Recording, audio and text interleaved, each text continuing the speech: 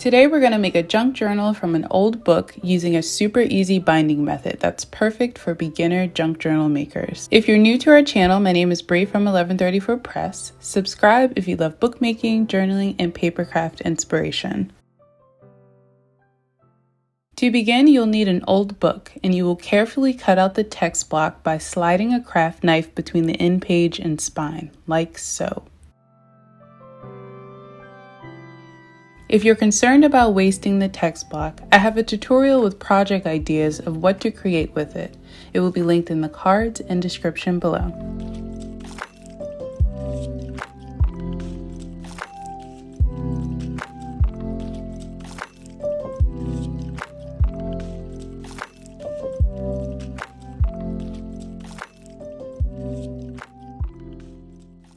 Next, you will cut a piece of fabric to the size of the cover.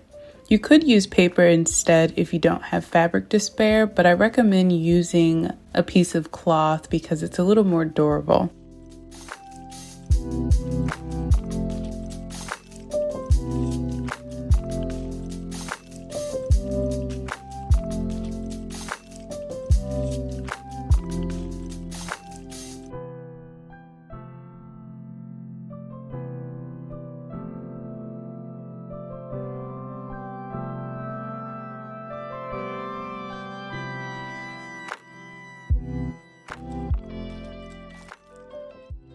Before you chuck the text block to the side, take its measurements. This will determine what size your junk journal pages will need to be to fit comfortably in the book.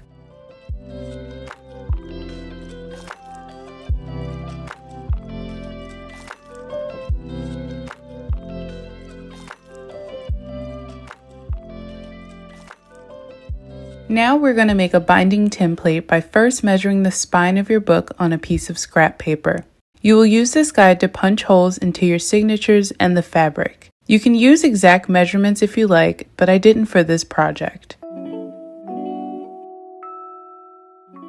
You will make 5 horizontal lines on your template, which represents the holes you will punch in your signatures, and then 4 vertical lines, which represents each signature you will sew into your book.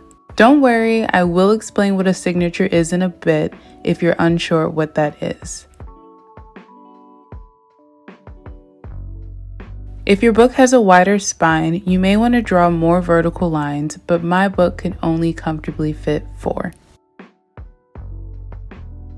Next, you will use your awl to punch holes into the intersecting points, and then your template is complete.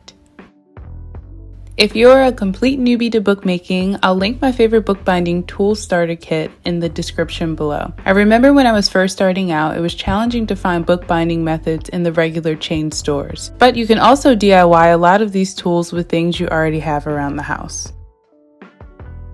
Signatures are your pages folded together, and your signatures bound together are called a text block.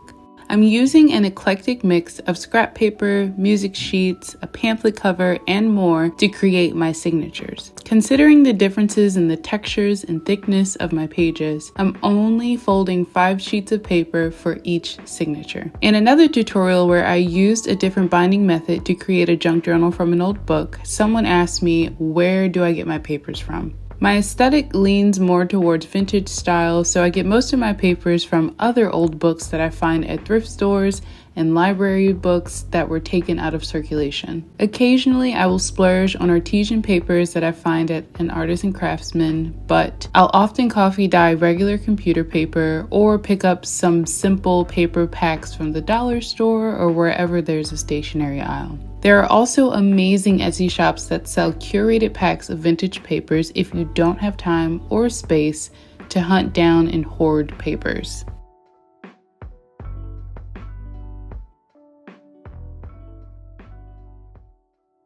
Now that we have our signatures folded and clamped together, we are going to use our binding template to mark where we will punch holes into the folds.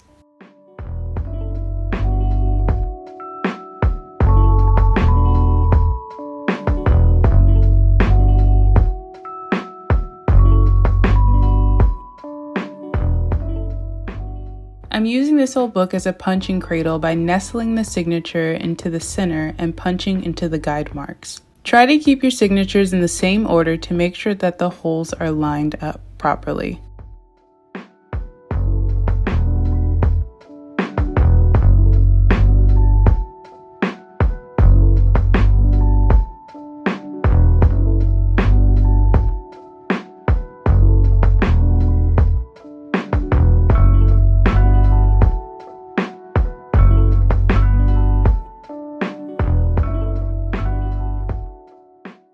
Next up, we're going to punch holes into the fabric.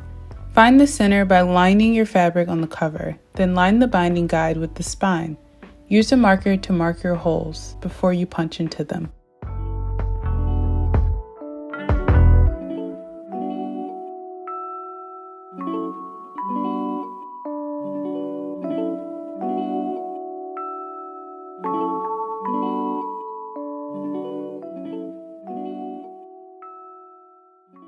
Now it's time to sew our book. We're doing a pamphlet stitch, which you've seen me do in my tutorial on how to make a handmade paper journal. It's the easiest sewing method that I know, but instead of sewing one single signature, we're going to sew multiple into our fabric to create an illusion of a singularly sewn text block.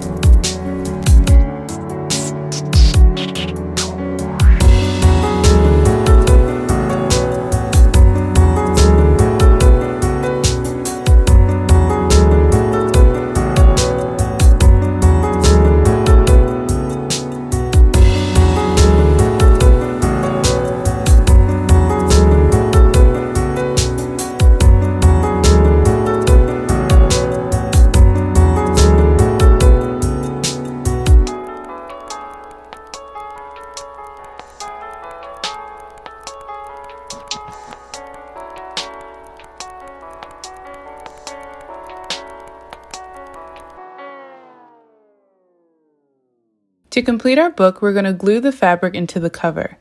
I don't recommend adding glue to the spine. It's better to let the spine have a little breathing room so you can open it easily. Et voila, your junk journal is complete. I hope you found this variation of a junk journal helpful and easy. I know sewing and learning a new stitch can be intimidating at times.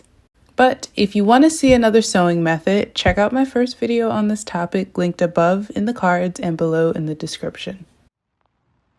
Give this video a thumbs up if you enjoyed it and subscribe to help me grow this little crafting channel.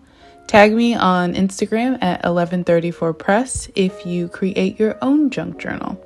I want to see it and would love to share it. I'll see you all on Sunday. Bye.